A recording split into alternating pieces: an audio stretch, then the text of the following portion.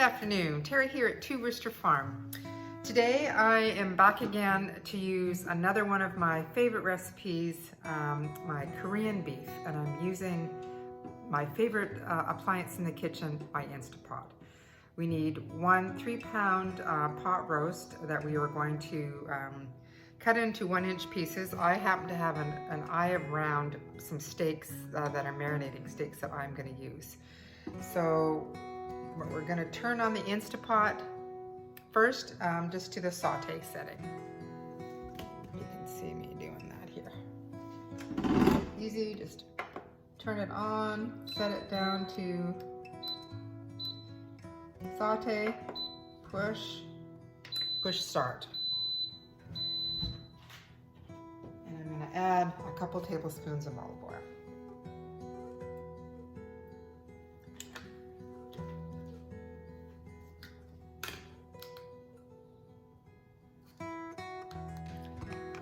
So I'm just going to cut these into 1-inch pieces. And it's a little frozen. I like to keep it sometimes a little frozen just so it's a lot easier to cut.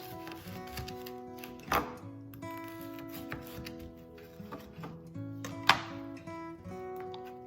I'm just going to throw it in the Instapot. I like to cut off some of the visible fat here. And I'll be back at the next step. So I've chopped all the meat and I'm basically just gonna stir it for a little while until it's all brown. Don't have to cook it for too long, just till it's all the sides are brown. And while that's cooking, we're gonna start to prepare the sauce that we're gonna put on this. All right, here we go. So get yourself a bowl and you're gonna add, the first thing you're gonna add is your beef broth. So we want 1/2 cup of beef broth.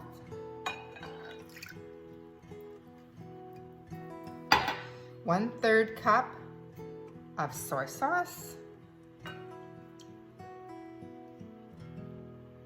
1/3 cup of brown sugar.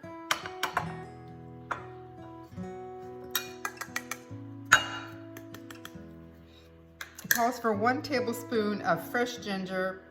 I don't have fresh ginger, so the equivalent is 1/4 teaspoon of powdered per 1 tablespoon of fresh. So I got 1/4 teaspoon of powdered, 1/2 teaspoon of onion powder, 1/2 teaspoon of white pepper.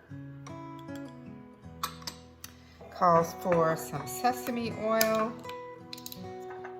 1 tablespoon of sesame oil.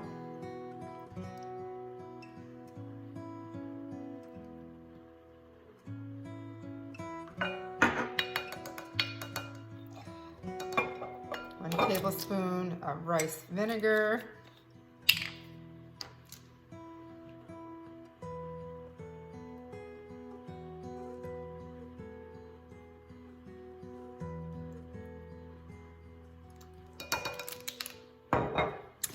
And some sriracha. We're going to need 1 teaspoon of sriracha.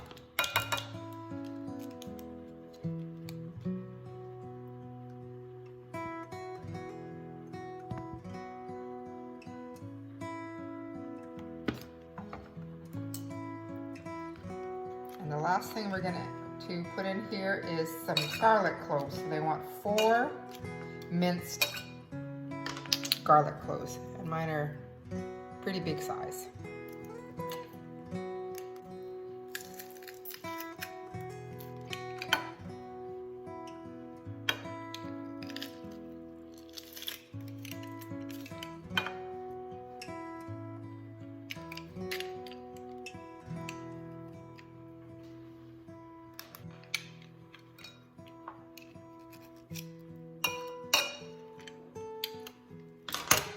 Gonna give that a little stir.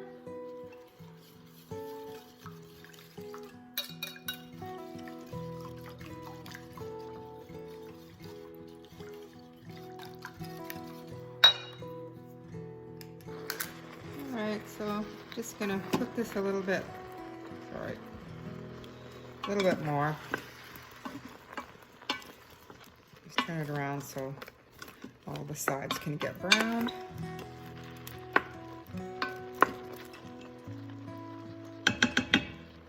All right, I think that looks pretty good. Now all we need to do is add our sauce.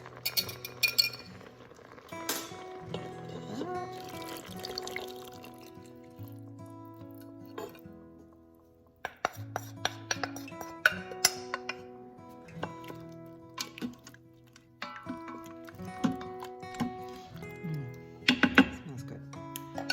All right. Okay, so what we're gonna do is we're gonna turn it off. We're gonna cancel saute. We're gonna set this to pressure cooker. Push the button. You wanna push the button so that this is flashing. And we're gonna set that to 15 minutes. But first of all, the lid needs to go on. All right, and we made sure that the vent is clean and everything. So now that we're gonna push it again, and now we push start. And we're gonna cook it for 15 minutes. And when the 15 minutes is done, which is probably gonna take at least 10 minutes or so to build up to pressure, then it's gonna time for 15 minutes. And as soon as the button goes off, or it beeps, we're gonna release the pressure right away. We're not gonna let the Instant Pot do its thing. We're gonna release it. We're gonna do a quick release. And then I'll be back at the next step. So, waiting for the little button to pop up, and we know that it's the pressure is up.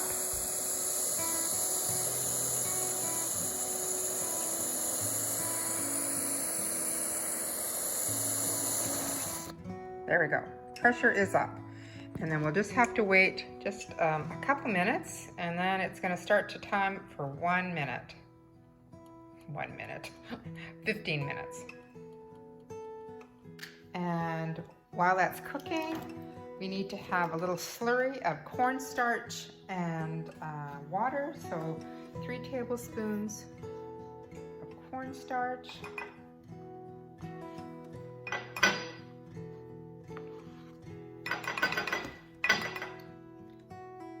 And 3 tablespoons of water.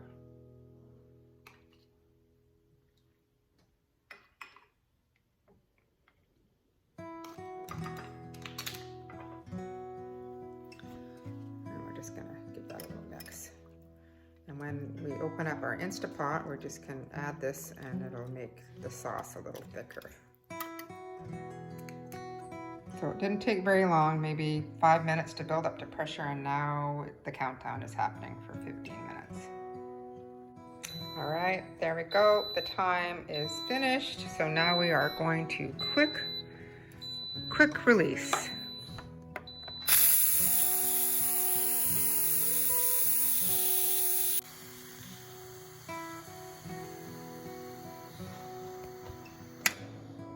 Right, so the pressure is down. Didn't take very much time at all. It took under a minute for the pressure to be down, and now it's safe to open.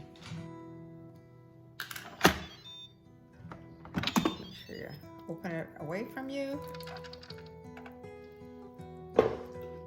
Smells good. And now we're just going to add our little cornstarch mixture to thicken it up a bit.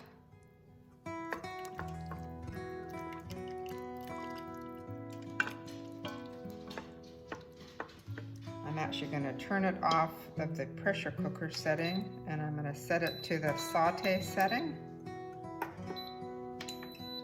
I'm just going to have that on until it's heated and the sauce is a little thick.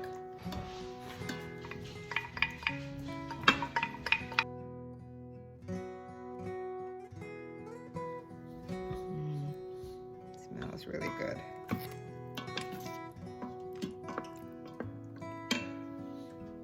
Just gonna try a little bit. It's actually ready before my rice is ready.